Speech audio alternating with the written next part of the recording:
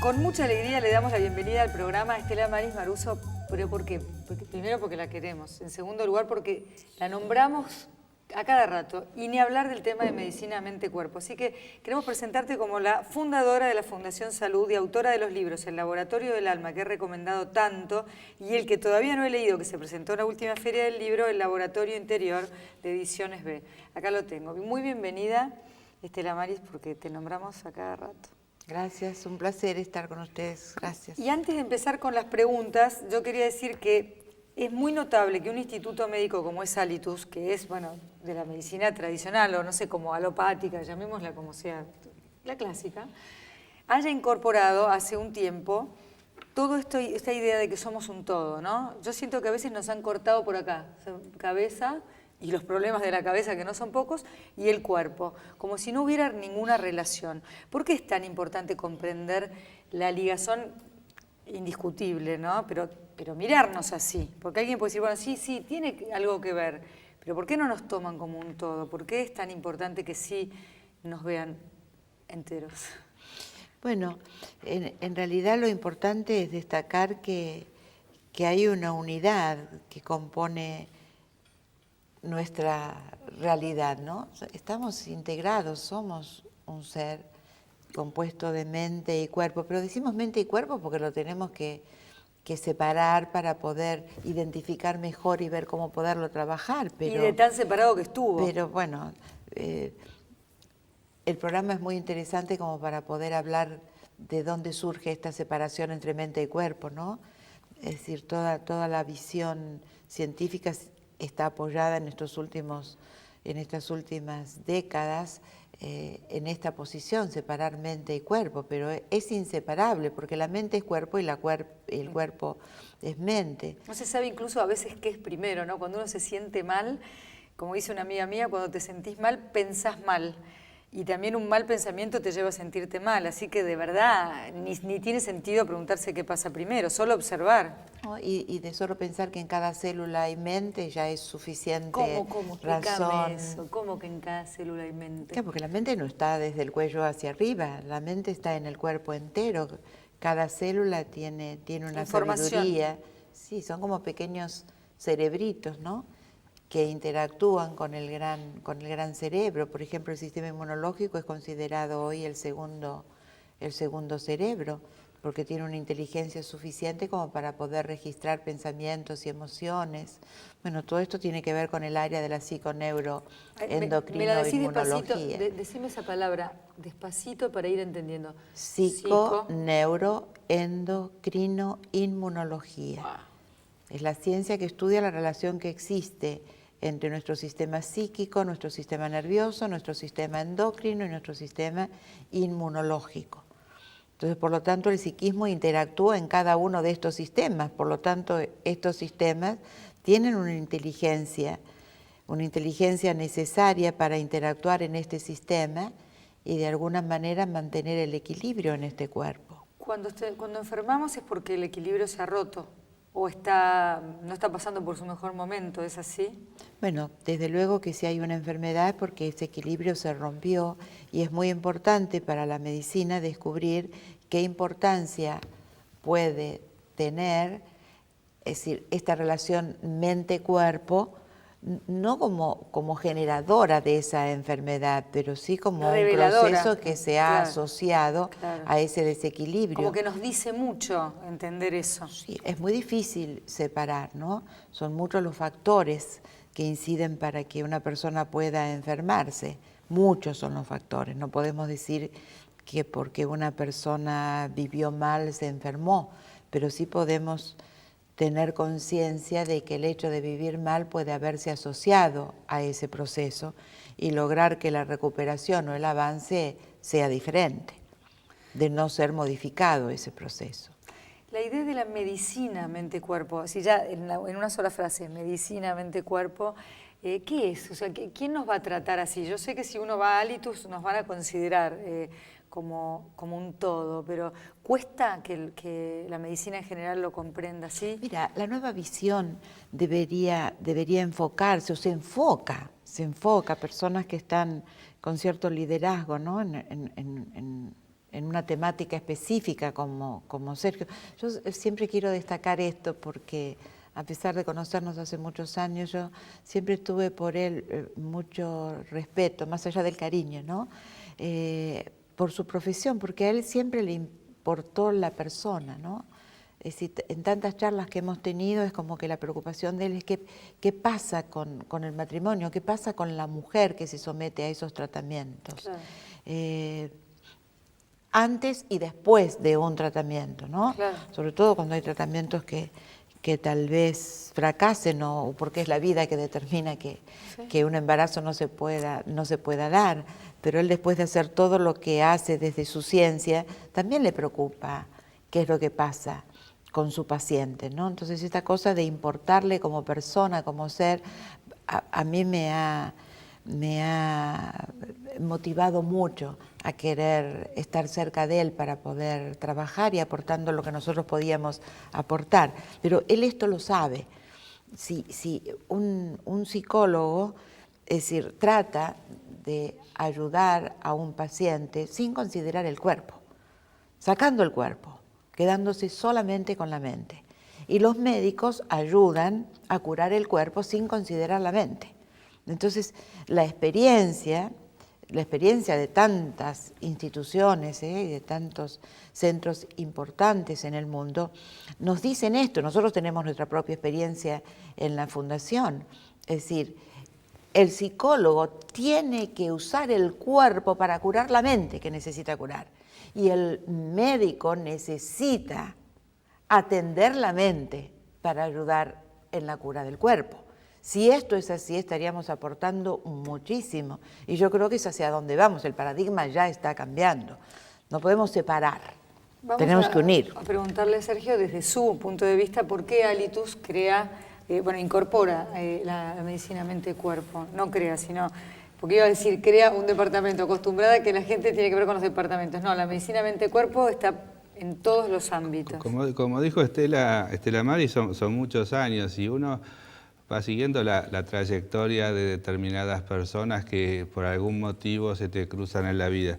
Y uno veía, y yo hacía cáncer de mama antes de empezar con fertilidad, y yo veía cómo los pacientes del hospital evolucionaban mal, muchos, y los pacientes en el consultorio con cáncer de mama, nunca tuve complicaciones en el tiempo, es decir, andaban mejor. Quizá también el hecho de que muchas del hospital llegaban con un diagnóstico un poco más avanzado, pero de cualquier manera era llamativo, pero también era llamativo la diferente atención en el hospital. En el hospital las acostábamos en camillas y le hacíamos la quimioterapia y no había un diálogo, no había un trato, no había esa cosa que uno dice, son números, o sea, entra el caso tanto.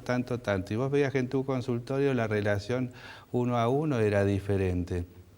Entonces siempre estaba el tema ese en esa época en la cual uno está ligado con la parte oncológica, en cómo veía la cosa. Mamá estudiando e investigando sobre la parte de inmunología, y entonces ahí se fue dando una cantidad de cosas como para esta famosa palabra que resume todo, es lo que a uno le importa. Y después cuando abocado al tema de fertilidad, que quizás sea bueno tocarlo en otro programa porque es algo mucho más amplio y importante para nosotros, también tenía mucho que ver.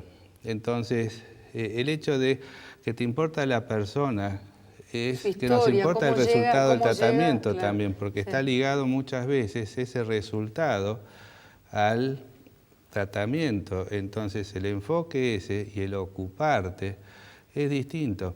Y el enfoque que hace Estela Maris, que eso sí sería bueno que nos cuente cómo trabaja en la fundación. Cuando muchas mujeres se te acercan y te dicen, yo vengo de la mano de mi psicólogo, o sea, yo hago terapia, vos decís, está fantástico, pero es como que te falta una participación más activa, o sea, una charla con un amigo, con un cura, con un rabino sirve y moviliza. El psicólogo actúa de su forma según su orientación, pero hay algo más como que te falta para decir, ahora sí está un enfoque más completo. Y eso es lo que me gustaría que Estela nos cuente, cómo es el enfoque que ella hace, que no es el del psicólogo, que no es el del amigo, que no es y que es todo a su vez. Muy interesante lo que hablaste, porque bueno, tener en cuenta la relación médico-paciente es fundamental. El médico puede marcar la diferencia en cualquier tratamiento. Una palabra, porque ¿no? puede, claro, puede sacar lo mejor del paciente, puede estimular y además puede generar mecanismos químicos que van a optimizar la capacidad de respuesta frente al tratamiento y también del propio cuerpo, que va a marcar una diferencia en cómo va a experimentar lo que le está ocurriendo como experiencia de vida, ¿no? Entonces, la relación médico-paciente es fundamental, pero también es cierto que cada uno llega a una experiencia con una mente, con una cabeza que está compuesta por experiencias, por sensaciones, por estados emocionales, que tiene que ver con su historia genética y tiene que ver con su historia de vida.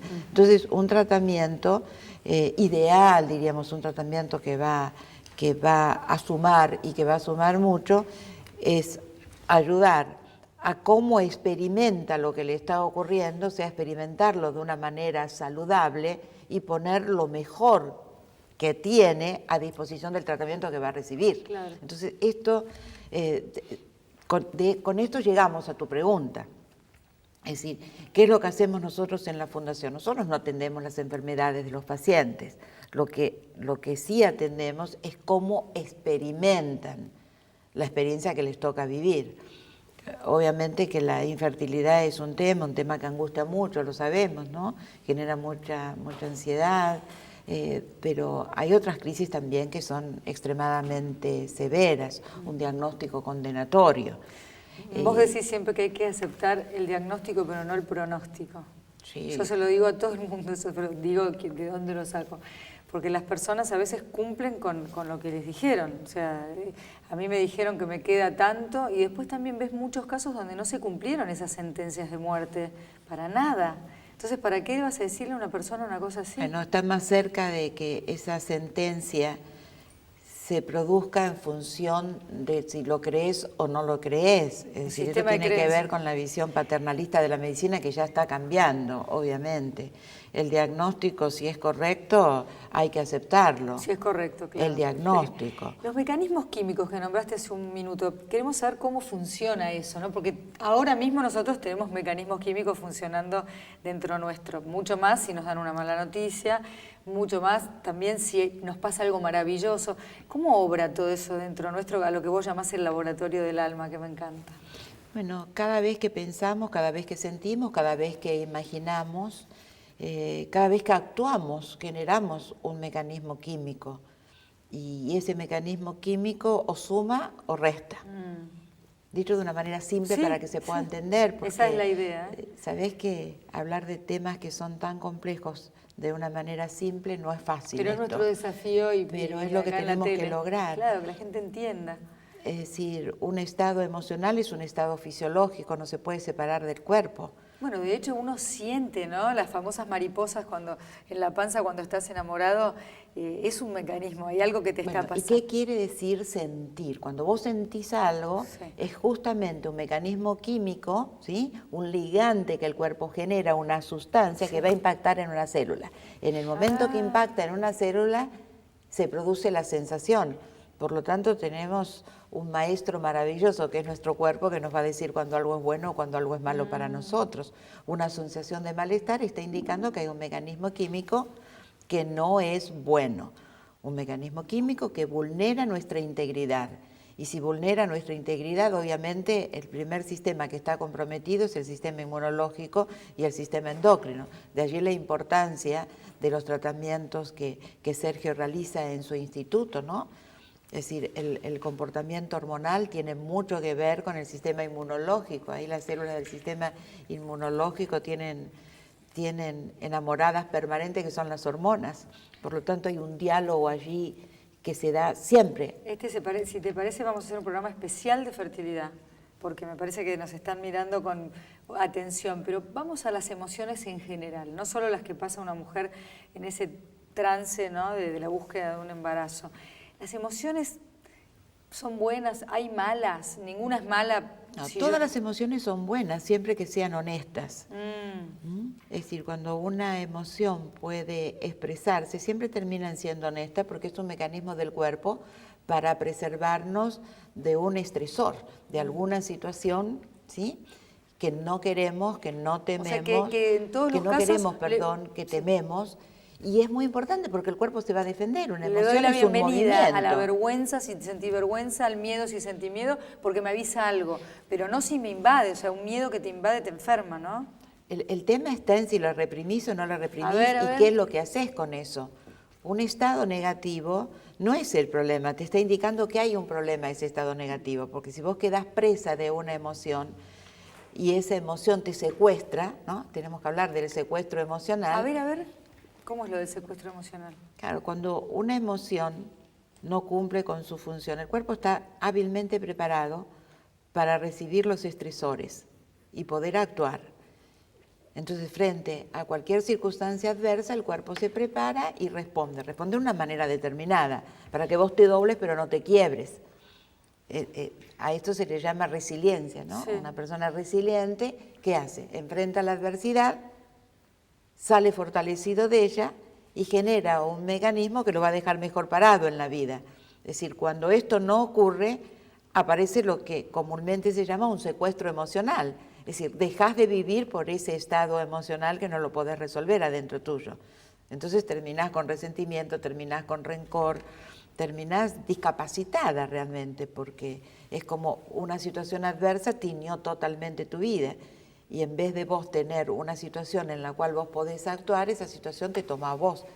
De allí que surge la palabra secuestro, ¿no? Entonces, si vos aprendés a regular bien tus estados emocionales, sabés que cada emoción siempre trae algo positivo, siempre que pueda ser expresada y expresada sanamente. Claro, porque hay gente que porque dice todo lo que piensa, piensa que eso es sano. No, mi amor, si no, después tenés que pensar lo que se... Mira, hay algunas personas que me dicen hay que decir todo lo que se siente. no Me creo. parece que está bien, pero hacerlo de una manera saludable. Dos preguntitas breves, ya que prometemos que vamos a hacer uno especial sobre fertilidad. Lo de los libros, la experiencia de escribir estos libros y bueno, que la salida de ellos, ¿no? El Laboratorio del Alma y el Laboratorio Interior, que es de más reciente publicación. ¿Qué pasa con ellos? ¿Qué sentís vos y qué pasa con la gente, no? ¿Se abren como ventanas? Mira, ha sido muy importante lo que obtuvimos, ¿no?, con los libros, porque la idea era primero dar sustento científico para que después las personas puedan entender el cómo, ¿no? Todos sabemos que tenemos que cambiar, todos sabemos que podemos vivir mejor, todos sabemos hoy que nuestra participación no es ni alternativa ni complementaria, que es vital, y demostrar por qué era importante, no solamente para las personas que siempre vamos a enfrentar situaciones adversas o severas en nuestra vida y que de hecho no estamos preparados para eso, pero deberíamos estar preparados. Entonces, los libros pueden mostrar que hay muchas cosas para hacer, que no hay que rendirse para lograr esa transformación. Bueno, por último, lo del CONICET, pues me contás en dos palabras qué propuso el CONICET. Bueno, estamos con una investigación ya pronta a iniciarse en el mes de agosto, donde los investigadores van a poder ver en estas curaciones que son increíbles cuando la persona participa en su propia recuperación, cuáles son los genes que se involucran y cuáles son las modificaciones que se producen en esos genes para lograr lo que para muchos era imposible y que hoy se puede demostrar que una remisión espontánea está ahí al alcance de la mano. Muchísimas gracias, Estela Maris. No, Nos vemos bien pronto para hablar de ese estrés específico de la época en la que la gente trata de concebir y a veces es difícil. Gracias. Gracias a ustedes. Gracias. Nosotros ya volvemos.